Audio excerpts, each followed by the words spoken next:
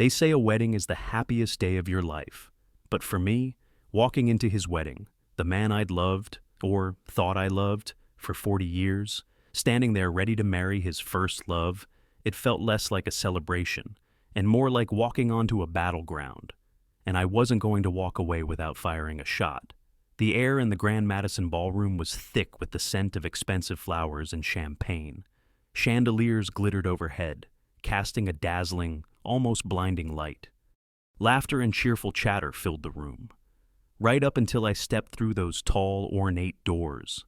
Suddenly, the music seemed to fade, and the murmur of voices died down to a stunned hush. Every single eye in that vast room turned towards me. I could feel their surprise, their confusion, the quick transition to annoyance, maybe even contempt. But in that moment, all I saw were two people standing near the center, bathed in the glow of what they believed was their triumphant beginning. Walter, the man whose name I'd carried for 4 decades, the man who just weeks ago had shattered my world with 2 cold sentences, staggered slightly as he saw me. He was 70 years old, looking distinguished in a suit, I couldn't help but notice, that I had painstakingly altered for him years ago. His face, usually so composed, was pale, almost greenish. He leaned heavily on Beverly, the woman by his side, clutching her hand like a lifeline. Her smile, the one I'd seen in all the newspaper articles praising her as a brilliant writer, froze on her face. Her eyes, however, darted towards me, sharp and cold. Walter managed to stumble a step forward, his voice a raspy whisper, laced with a desperate plea, yet underlined with a distinct edge of command. "Eleanor, don't ruin this. Please, let's just part in peace." Peace after 40 years of silence, of feeling invisible, of sacrificing my own dreams for a life he apparently didn't even want. After a wound I didn't even know existed until he ripped it wide open. Peace felt like a cruel joke in that moment. Then I saw her, Susan, my daughter. She was standing near the front, holding a large bouquet of white roses, ready to present them. The moment her eyes landed on me, her face contorted with a mix of horror and pure, unadulterated fury. She shoved the flowers blindly into someone else's arms and surged through the crowd towards me, her voice sharp, cutting through the stunned silence. "Mom, what are you doing here? This is Dad's day. Go home." They thought I was there to cause trouble, to make a scene fueled by bitterness. And maybe I was, but not in the way they imagined. My gift to them, to everyone in that room, wasn't chaos. It was the truth. But to understand which truths, the kind that could make a room full of people gasp, the kind that could unravel decades of careful construction, we need to rewind, back to a debt I didn't owe, and a dream I gave away without a second thought. But to understand why I was standing there, amidst the glittering chandeliers and shocked faces, we need to go back to a small town called Oak Creek, and a promise made a lifetime ago. In Oak Creek, life wasn't easy. The days were long, filled with the rhythm of the seasons and the hard work of making the land yield just enough to get by. Our little farmhouse was small, worn, but it was filled with the kind of love that wraps around you like a warm blanket on a cold night. My father, Arthur, was a man of few words but immense integrity. My mother, Margaret, was the heart of our home. Her hands rarely still, her spirit strong despite the endless chores. I was a girl with a head full of dreams. Dreams fueled by the few worn books I could get my hands on. I devoured stories of distant lands, of brilliant minds, of possibilities far beyond the cornfields and dusty roads of Oak Creek. More than anything, I yearned to go to college, to sit in a library surrounded by countless books, to learn, to understand the world. It felt like the key to everything, the only way out of the cycle of backbreaking labor my parents were trapped in. My parents, seeing that spark in my eyes, worked even harder. Every extra bushel of corn, every egg sold at the market was carefully saved, penny by penny, towards my future, towards college tuition. Then, Walter arrived. He was just a boy then, quiet, with haunted eyes. My father brought him home one evening. He explained that Walter was the son of a dear friend, a man who had once saved my father's life. Now, his friend was gone, and Walter was alone. My father, being the man he was, couldn't turn his back. He promised his friend he would look out for the boy. And so, Walter became part of our small family. He shared our humble meals, slept under our roof. He was smart, quick to learn, and he too had dreams of a life beyond Oak Creek, specifically, a dream of higher education. As the years passed, as my college funds slowly grew, a difficult truth emerged. We simply didn't have enough saved for both of us to go. The weight of my father's promise, the debt he felt to Walter's father, became heavy in our small home. I remember hearing my parents talking late one night. Their voices were low, but I could hear the strain. My mother, Margaret, her voice thick with unshed tears, pleaded with my father. "Arthur, if Eleanor doesn't go to college, she'll end up just like me, tied to this life, never knowing anything else." My father was silent for a long moment, the only sound the gentle creak of his chair. His response, when it came, was quiet but firm. He had made a promise to a dying friend. It was a debt of honor, he felt. The next day, my father spoke to me. He explained the situation, the difficult choice, and strange as it may sound now, I didn't feel angry. There was sadness. Yes, a deep ache for the dream I had nurtured for so long. But I also saw the burden on my father's shoulders, the years of hardship Walter had faced. And I still had that naive, youthful belief in shared futures. I went to Walter, bubbling with a forced excitement that masked the lump in my throat. "Walter," I said, my voice perhaps a little too bright, "you can go. You take the money. Go to Riverwood University, study everything. And when you come back, you can teach me. We'll learn together." He looked at me, his eyes searching mine, and he made a promise I clung to for decades. "Eleanor," he said, taking my hand, his voice full of sincerity that pierced right through me. "Don't worry. Once I graduate and land a good job, I'll bring you to live with me. We'll have a good life together. I won't forget this." His eyes held such sincerity, a look I would see again in that ballroom many years later, twisted into something I barely recognized. But back then, I believed every word. I believed in him, in us, in the future he painted with such conviction. When Walter finally left Oak Creek for Riverwood University, I stood by the road, watching his dust cloud disappear. He kept looking back, wave after wave, smaller each time, until he was just a speck. He looked almost burdened, as if the weight of what he was leaving behind was heavy on his shoulders. But I just felt a surge of hope, our hope. I threw myself into working even harder in Oak Creek, alongside my parents, saving every penny, dreaming of the day his promise would bring me to his side. Sometimes, the biggest decisions in life aren't about what you gain, but what you give up, and you hope.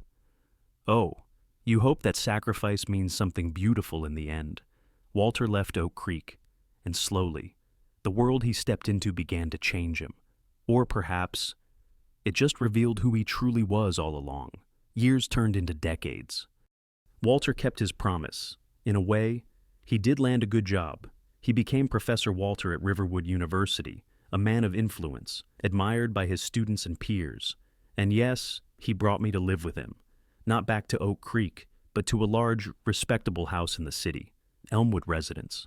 From the outside, we must have looked like the picture of success. The esteemed professor and his wife, living a comfortable life. But within the walls of Elmwood Residence, a different story unfolded. We built a house, had a child. We shared a name, but calling it a marriage. Looking back now, that feels like a stretch. The boy who promised me a future in Oak Creek had become a man I barely knew. The world he stepped into, the world of academia, seemed to build walls around him, walls that kept me out. I tried, in the beginning, I tried to be the wife he needed, the woman he deserved. I kept the house spotless, cooked his meals, made sure everything was in order so he could focus on his important work. I asked him about his day, about his students, about the fascinating subjects he taught. But my questions were often met with a polite, yet firm, brush off. "It's too complicated for you to understand. Eleanor," he'd say, not unkindly, but with an air of finality that closed the door on any further conversation. His library became his sanctuary, his true home within our home. He'd spend hours in there, surrounded by books, the very things I had longed to study myself. Sometimes I'd timidly suggest, "Walter, maybe I could borrow one of your books, learn something new." He'd look up from his reading, a flicker of impatience in his eyes. "Why bother, Eleanor? You wouldn't grasp it anyway. Your mind isn't trained. It's late. I need to work." Or he'd bring stacks of new books home, placing them on his desk with a possessive air, muttering, "These are for me, not for you." It was a constant, subtle reminder of the gap between us, a gap that felt wider than any ocean. As the years passed, his dismissive attitude hardened. He grew increasingly impatient with what he saw as my lack of intellectual stimulation. He'd sigh, toss his newspaper aside, and retreat to his library, or, worse, announce he was going out. His reasons were always plausible: going to a conference, meeting colleagues at the university, playing chess with Frank. Frank was Beverly's husband, a kind man I barely knew, but whose name became synonymous with Walter's absences. He'd mutter Kristen's Beverly's name as he left. "Going over to Kristen's for tea. Maybe play some chess with Frank while I'm there." I heard those words so many times. They became a pattern, a soundtrack to my growing loneliness. I tried not to question too much, telling myself a man like Walter needed intellectual companionship, a break from the routine of home. Then came the decision to sleep in separate rooms.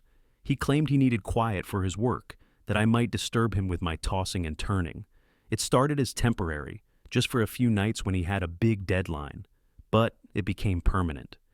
Even when Susan wasn't home, even when there was no possible way I could disturb his sleep, he never returned to our shared bedroom. The door to his study, and later, his bedroom, remained closed. Our daughter, Susan, was born into this atmosphere of quiet distance. I loved her fiercely, poured all my maternal energy into raising her. I hoped she would bridge the gap between Walter and me, but as she grew, she saw the way Walter treated me, the subtle disdain, the lack of intellectual respect. She saw the way he valued the world outside our home, the world of his university, his colleagues, his other life, and children. They absorb everything. Susan, desperate for her father's approval, began to mirror his attitude. She'd roll her eyes when I said something simple, talk about her father's brilliance incessantly, and gently push me away when I tried to get close in her world. "Mom, you wouldn't understand," she'd say, using the same dismissive tone as Walter. It was a dagger in my heart, watching my own child learn to devalue me. It's amazing how walls can be built, brick by brick, not with stone, but with silence and dismissive words. And you find yourself wondering, when did home become a cage? When did the man I loved become a stranger I lived with for 40 years? I lived in the shadows of his ambition, of his indifference. I didn't know it then, but I was living in the shadow of another woman too, and when her husband passed away, the shadow finally engulfed me. The shadow lingered, unseen by me, for decades. I accepted the distance, the coldness, telling myself it was just Walter's way, the price of being married to a brilliant mind. I focused on Susan, on keeping our home a place of order amidst the emotional chaos. Then, one Tuesday afternoon, the earthquake hit. I was in the kitchen, peeling potatoes for dinner. The familiar rhythm of the knife against the skin a comforting sound when Walter walked in. He wasn't coming from his study. He was fully dressed, ready to go out. He didn't sit down, didn't look me in the eye properly. His voice was flat, devoid of emotion. "Eleanor," he said, and my hand stilled. Something in his tone was different. "Yes." "Walter." "Frank is gone." I blinked. Frank Beverly's husband. I knew he'd been ill. "Oh, I'm sorry to hear that." I started to turn back to my potatoes. Then he delivered the blow that shattered 40 years into dust. He paused, took a shallow breath, and the words came out, cold and precise. "Beverly is a widow. She needs me now. I'm divorcing you." My world stopped. The knife clattered to the floor. 70 years old, asking for a divorce.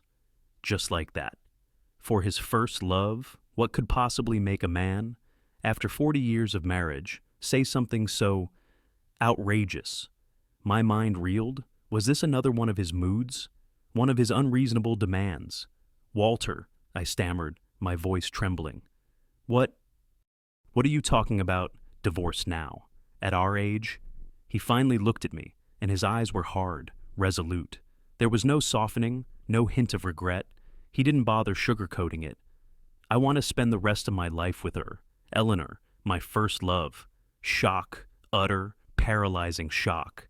It wasn't just the words. It was the complete absence of any other emotion in his voice, in his eyes, as if I were just an inconvenience, a chapter he was ready to close with a flick of his wrist. Heartbreak followed, a tidal wave that threatened to drown me.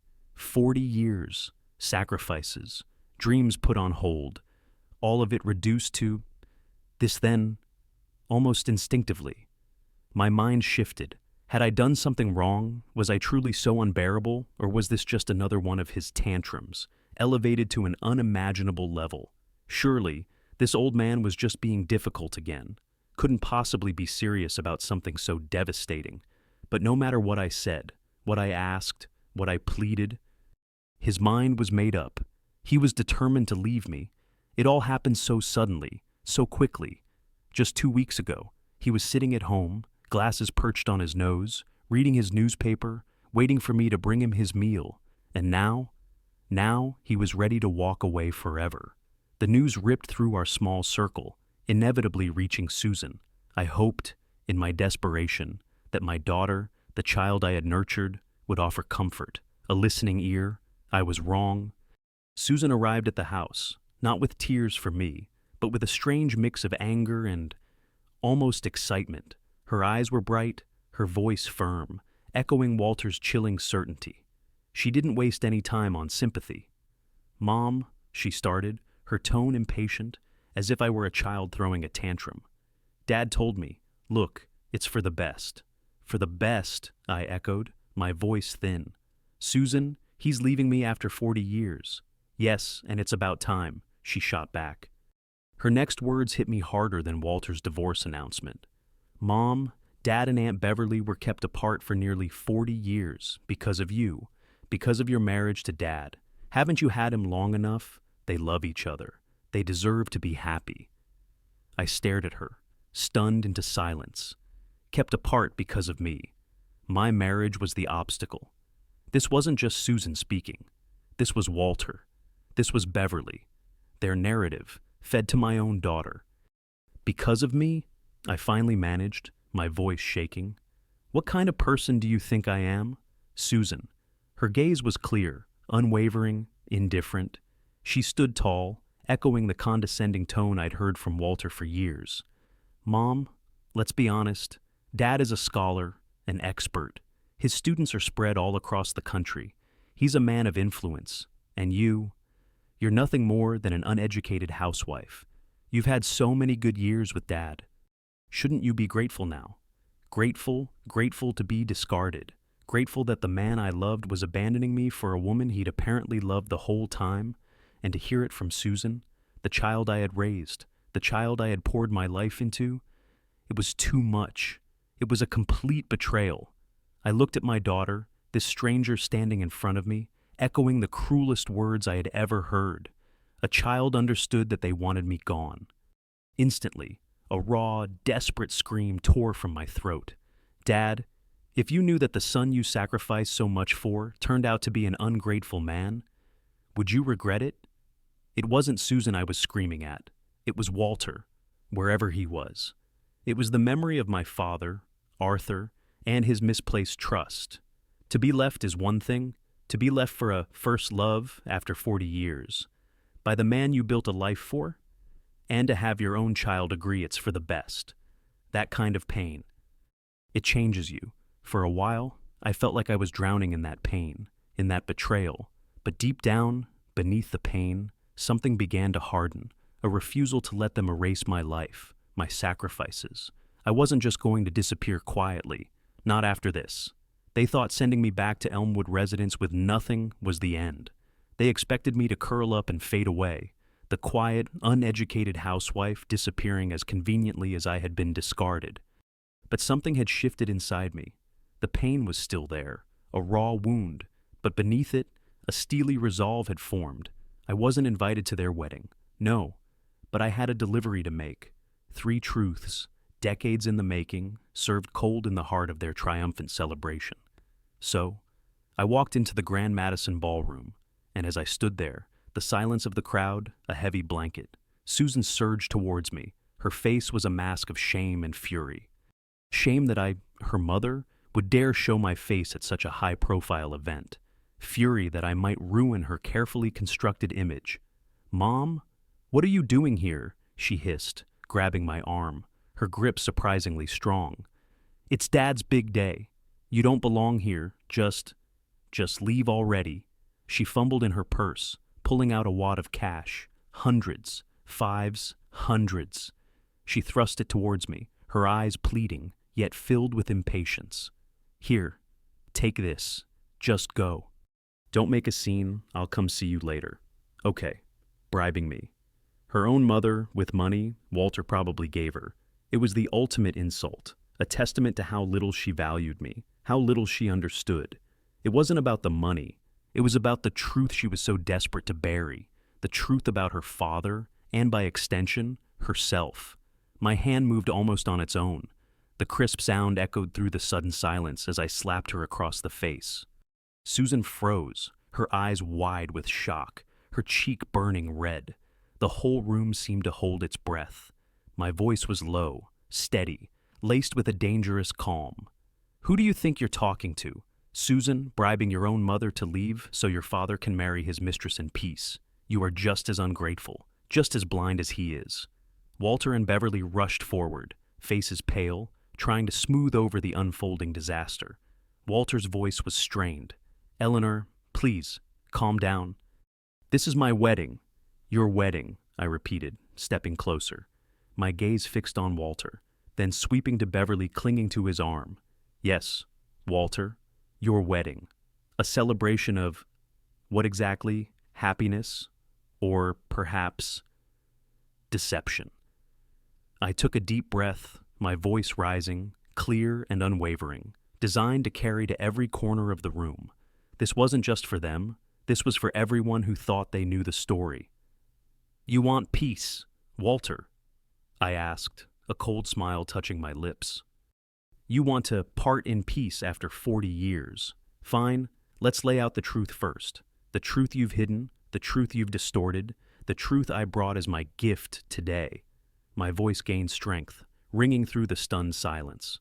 "Here is the first truth," I announced, my gaze sweeping across the bewildered faces in the crowd. Many of them Walter's esteemed colleagues and Beverly's devoted admirers. Professor Walter, the brilliant scholar, the respected man of influence. His path to Riverwood University wasn't paved solely by his own genius. It was paved by my father, Arthur, who took the money saved from my college education and gave it to him. And it was paved by my sacrifice, my deferred dreams, staying in Oak Creek, working while he built his illustrious career. Murmurs rippled through the crowd. Faces registered surprise, confusion. They knew Walter was an orphan helped by my father, but the detail about my education, that was new. "And here is the second truth," I continued, my voice steady despite the tremor in my hands. "Our marriage of 40 years, the one Walter claims was a burden, a mistake. It didn't fail because I was an uneducated housewife. It failed because in those 40 years, Walter was never fully present. His mind, his heart, was always somewhere else. He distanced himself from me, physically and emotionally, not because he needed space for his work, but because he was waiting. Waiting for the woman by his side now. Waiting for Beverly to become available." The murmurs grew louder, laced with disbelief and dawning understanding. They had seen the distance, perhaps, but interpreted it differently. Now, the puzzle pieces began to fit together in a horrifying new picture. Walter's face was red with fury, his hands clenched into fists. Beverly paled further, her smile completely gone.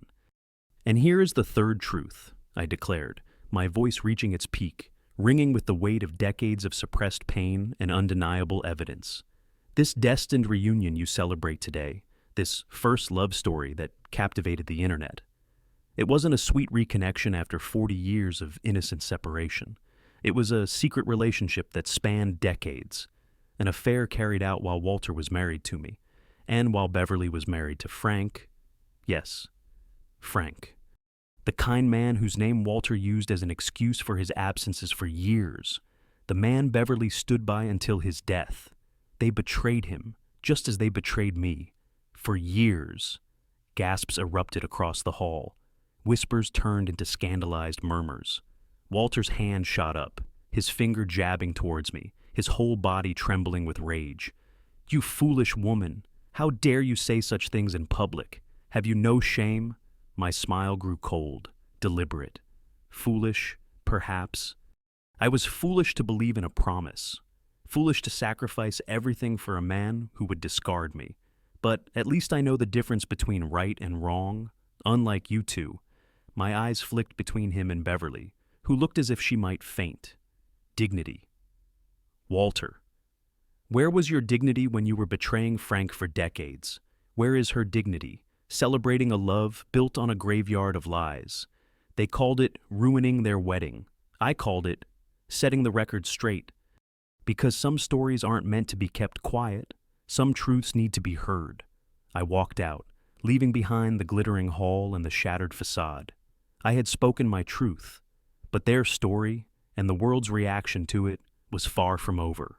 I walked out, leaving behind the glittering hall and the shattered facade. I had spoken my truth, yes, but their story, and the world's reaction to it, was far from over. You see, in this age, a scene at a wedding, especially one involving a respected professor and a famous writer, doesn't stay confined to the ballroom. It spills out. And the real drama happened online. The murmurs from the Grand Madison quickly found their way onto social media. Someone had filmed a snippet. Someone else had live tweeted. And soon, the internet was buzzing. My appearance, my declaration of the three truths, became a viral sensation. People were shocked, fascinated, outraged. I knew I needed help navigating this storm. I contacted Mr. Harrison, a lawyer known for his shrewdness and integrity.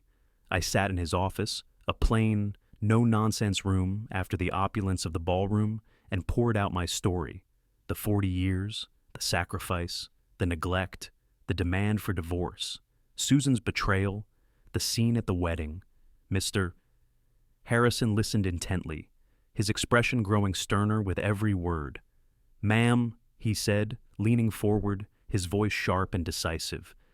"In this age, the court of public opinion can be as powerful, if not more powerful, than a court of law. They're already spinning the narrative. They'll paint you as a bitter, vengeful woman. We need to get your story out there, in your own words, before they twist it completely." It felt daunting, putting my private pain out into the public eye. But Mr. Harrison was right.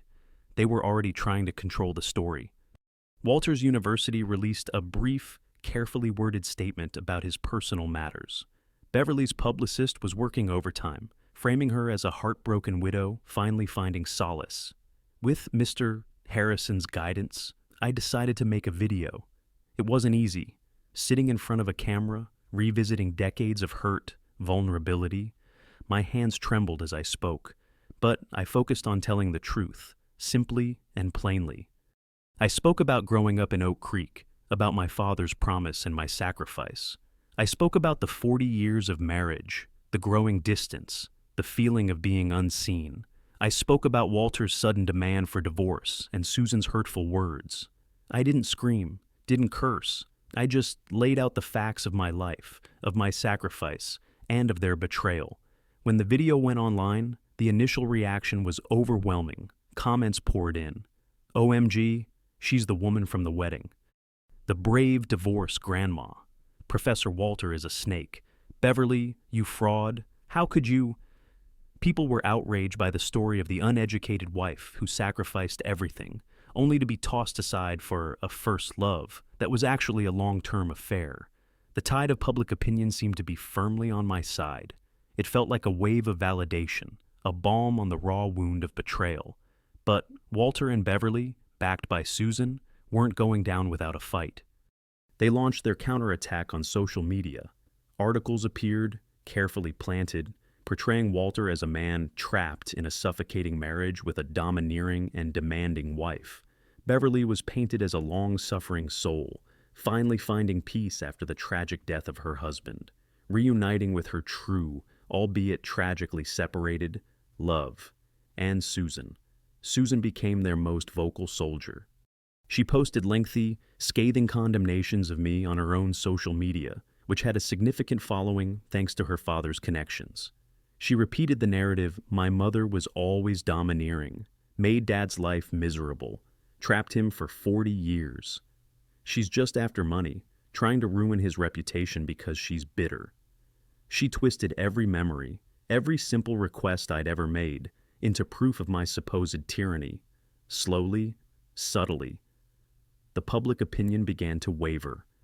Doubt crept in. Maybe there are two sides to every story. Professor Walter is so respected. Surely this is exaggerated. Beverly is a beloved writer, so elegant and kind. Maybe she's telling the truth. The narrative they spun, the brilliant, long-suffering couple finally free from the clutches of a bitter, uneducated woman, was, sadly, very persuasive to some. Reading the comments, seeing the shift, felt like being hit by a tidal wave of cold water. The support faded, replaced by skepticism, judgment, even outright hostility. She's just a gold digger, trying to get revenge. Leave them alone, let them be happy. My own daughter's words, repeated by strangers online, stung more than anything. Susan even sent me a direct message, "See Mom, no one believes you, just give up and go back to Oak Creek." It's easy to judge someone's life from a few words on a screen. But behind those words, there are years of pain, of sacrifice, of a truth fighting to breathe. How often do we truly see the whole picture? They thought they had buried my story under a pile of lies, drowning it out in the echo chamber of the internet. But they didn't know about Henry, and the truth he held, the truth that could not be silenced, was about to change everything again.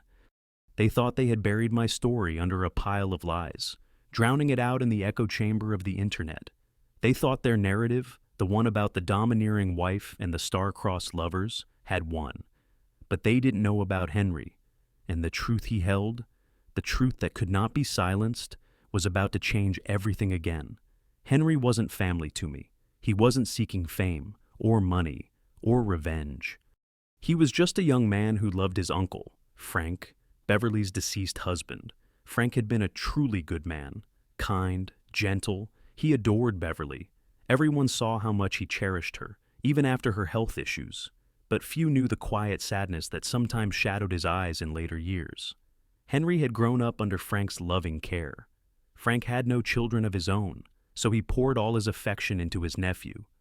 He supported Henry's passion for photography, buying him his first camera, encouraging him to capture the world around him.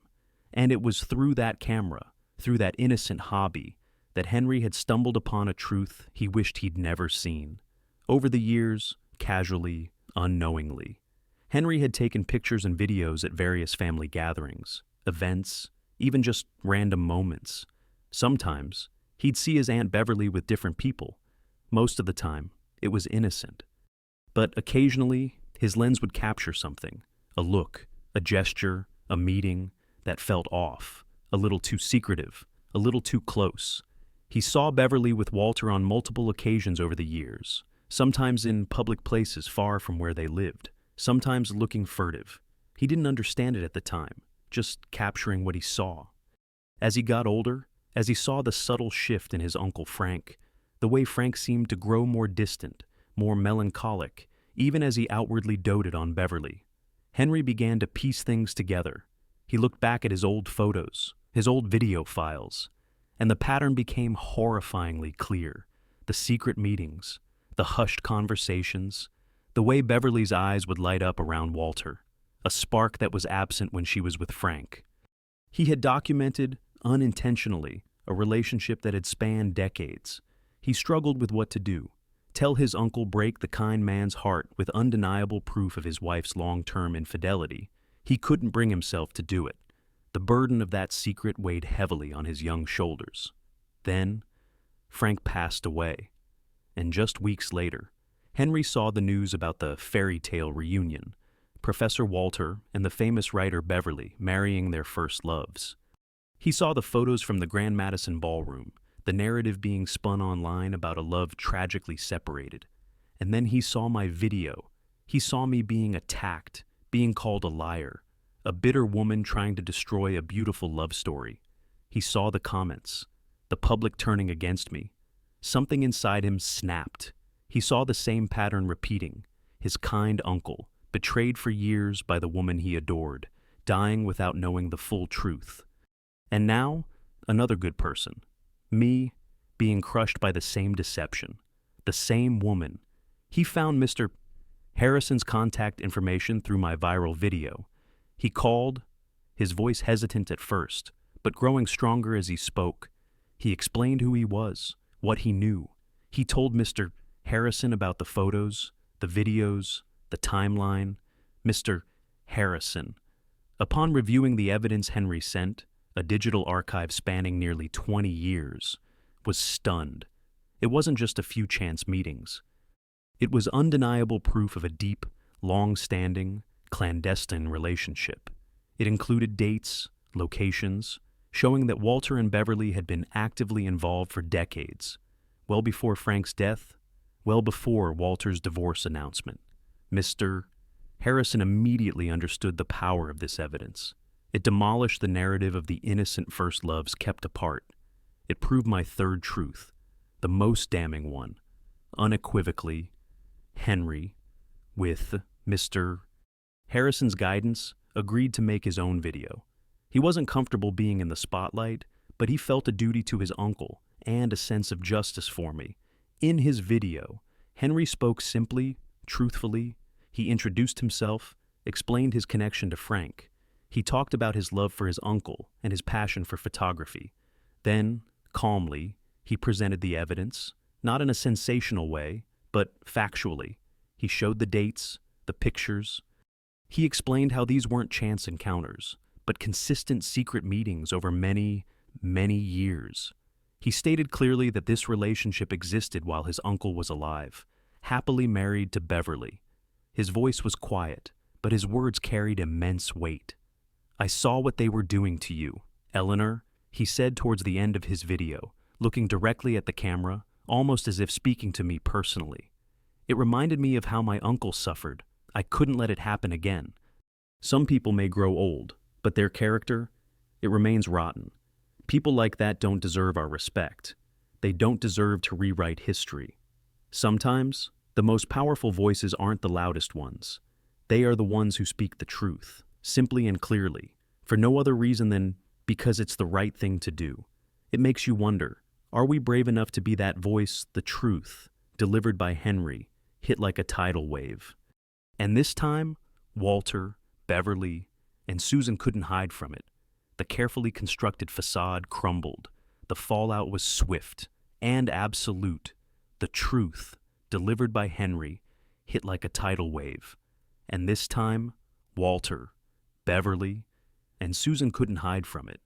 The narrative they had so carefully constructed, the one about the heroic professor and the beloved writer finally finding happiness after years of separation, crumbled under the weight of undeniable evidence. What was built on lies crumbles quickly, and sometimes watching it fall isn't satisfying. It's just sad. The fallout was swift and absolute. For Walter, the damage was irreparable. His reputation, the thing he had valued above all else, was in ruins. Riverwood University, ever conscious of public image, couldn't afford to be associated with a man exposed as a long-term adulterer who had built his initial career on a selfless sacrifice he then disregarded. He was terminated without ceremony. His name was quietly removed from departmental honors lists, his portrait taken down from the wall where it had hung for years. The whispers now weren't of admiration, but of disgust and disappointment.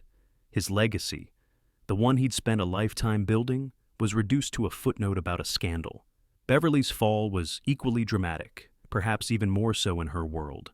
Her image as a woman of integrity, of deep emotional insight that resonated with her readers, was shattered. Readers felt betrayed, publishing houses, wary of the scandal, severed ties. Book launches were canceled, books were pulled from shelves. The literary world, which had celebrated her, now turned its back. Her carefully crafted persona, her source of fame and income, evaporated. And Susan, my daughter, her social climbing ambition, her desire to use Beverly's influence to elevate herself, collapsed completely. The friends she had cultivated, the connections she had made by aligning herself with Walter and Beverly, quickly disappeared. No one wanted to be associated with the family at the center of such a public, sordid scandal. Attempts to secure the kind of job she felt entitled to were met with polite rejections. She was isolated, not by me, but by the very people she had sought to impress. Amidst this unraveling, Mr. Harrison worked diligently. Walter's eagerness to fight the divorce initially vanished. He didn't want to go to court. He didn't want more details of his decades of deceit, his betrayal of Frank, to be laid bare in a courtroom and reported by the press. He agreed to our terms quickly. The Elmwood residence remained his, but I received a fair settlement, including a significant sum of money that represented, in some small way, the sacrifice I had made years ago, the work I had put into that marriage, the life he had stolen.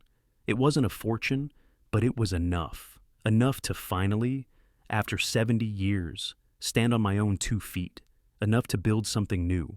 The day I moved out of Elmwood residence, I carried only one suitcase. One small suitcase, barely half full, containing the essentials of 70 years of life. Standing in the empty hallway, the house that had been my cage for so long, I didn't feel sadness, just a strange sense of lightness, like shedding a heavy coat I had worn for too long. The house was big, beautiful, filled with expensive things, but it wasn't mine. Not really. Susan sent me a message that day. Not an apology, but a message filled with anger and self-pity. Mom, it's your fault. You ruined everything. How am I supposed to live now? My story ended here, hers. She had to figure out on her own. I read her words, and for the first time, didn't feel the usual pang of maternal pain, just acceptance. Some bonds, once broken so completely, cannot be mended. They say money can't buy happiness, and maybe it can't, but it can buy freedom, freedom from the past, freedom to start over, and sometimes that's worth more than any fortune. I had closed one chapter. I had survived the earthquake, the shadow, the unraveling. Now, it was time to write a new one, a chapter written entirely by me, for me, at a place I would build with my own 2 hands, a place called Whispering Pines. They sent me back to the countryside, back to a life they considered beneath them, thinking I would fade away, a withered branch cast aside. Instead, under the wide-open sky, surrounded by the quiet whisper of the trees, I bloomed.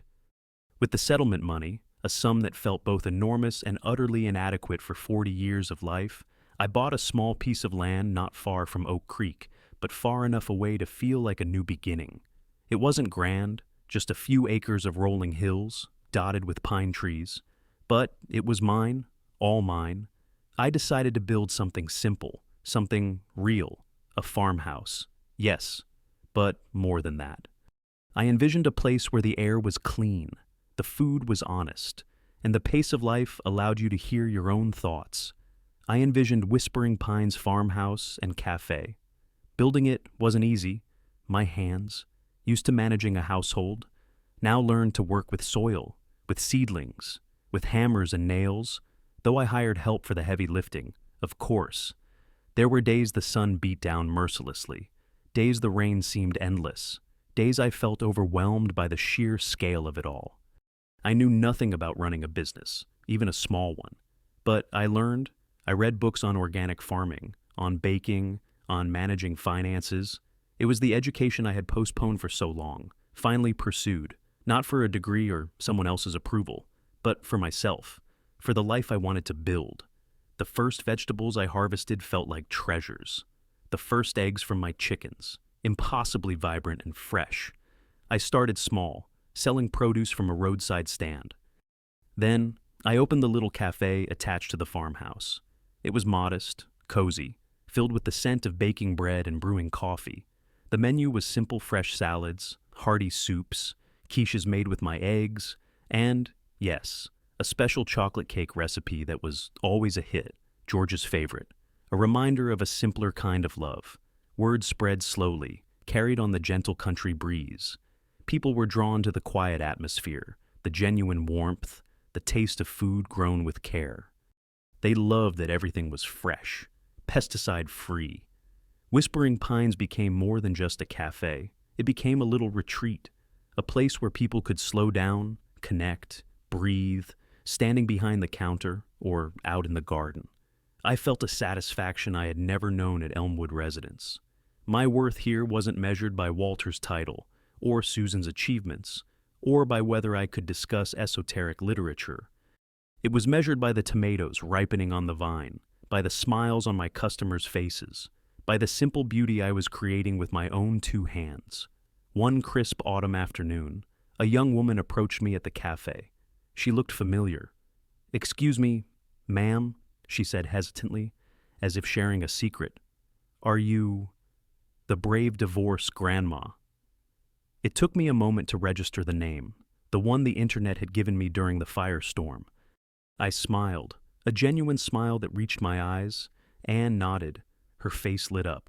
She introduced herself. She had been a student at Riverwood University, even attended some of Walter's guest lectures, and a former admirer of Beverly's writing. After the scandal broke, "It was just awful," she confided. "Everything felt fake, like who could you even trust?" She paused, looking around the peaceful cafe. "Then I heard your story, about the wedding, yes, but more than that, about you coming here, starting over. It wasn't about revenge, it was about survival, and finding your own strength." She looked at me with genuine admiration. "You inspired me. You proved that even at 70, you can start a new life." Hearing her words, from a stranger who had seen the chaos and chosen to focus on the rebuilding, brought tears to my eyes. She was right. It wasn't about proving them wrong. It was about proving myself right. Right about my own resilience, my own capacity to create, to find joy independent of anyone else's approval. We spend so much time chasing what others tell us is valuable, status, money, titles, but sometimes the truest treasures are the quiet moments, the simple joys, the feeling of being exactly where you're meant to be. Where do you feel most like yourself from the quiet strength of Whispering Pines? I looked back at the path I had traveled. It was long, winding, and filled with unexpected turns. I learned hard lessons, lost people I loved, and faced darkness I never thought I could survive. But looking back now, from the quiet strength of Whispering Pines, I see the truth clearly. Sitting here now, on the porch of Whispering Pines, watching the sun dip below the horizon, painting the sky in hues of orange and purple, I look back at the journey that brought me here. It wasn't about winning a battle against Walter and Beverly. It wasn't even about proving my daughter wrong. Ultimately, it was about winning back my life, my own life, defined by me, not by others. I think about that day at the Grand Madison. Walking in there felt like the climax of a long, painful play.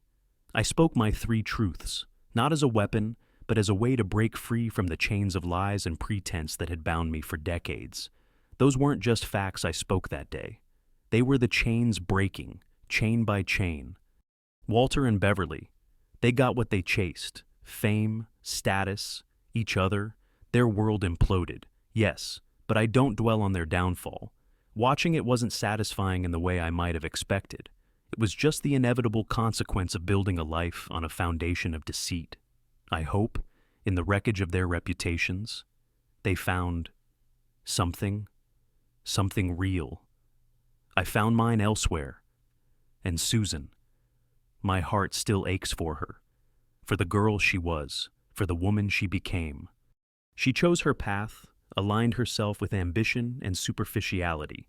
She has her own lessons to learn, her own reckoning with the choices she made, my story with her, as mother and daughter, sadly, seems to have reached its conclusion for now. But I accept that. I think about my parents in Oak Creek, their simple kindness, my father's promise, my mother's quiet strength, about Frank, the good man who deserves so much more, and about Henry, the young man with the camera and the conscience, whose courage brought the truth to light. These were the real people in my story, the ones whose actions were rooted in love, or pain, or simply doing what was right. My journey taught me hard lessons. It taught me that sacrificing your entire self for someone else's dream is a dangerous gamble. It taught me that your worth isn't given to you by a title, a bank account, or by whether someone calls you educated. Your worth is something intrinsic, something you find within yourself, and build with your own two hands. I was called uneducated, tossed aside, told to go back to the countryside and disappear. But here, at Whispering Pines, I found my voice, I found my strength, I found peace. This quiet life, surrounded by the land, by the simple beauty of growing things, by the genuine smiles of people who appreciate what is real. This is the true payoff. My story is just one story. It's about an old woman, a discarded wife, who refused to be erased. But maybe it reminds you of something in your own life, a time you felt invisible, a truth you needed to speak, a dream you had to rebuild. Whatever your struggle, whatever mountain you're facing, remember this. You are never too old, never too uneducated, never too lost to start over. Your story matters. Your worth is infinite. Thank you for walking this path with me today. If anything in my story resonated with you, or if you have a similar experience you'd like to share, please leave a comment below. I read every single one. And if you're looking for more stories that remind you of your own strength and resilience, subscribe to my channel. Until next time, may you find your own Whispering Pines.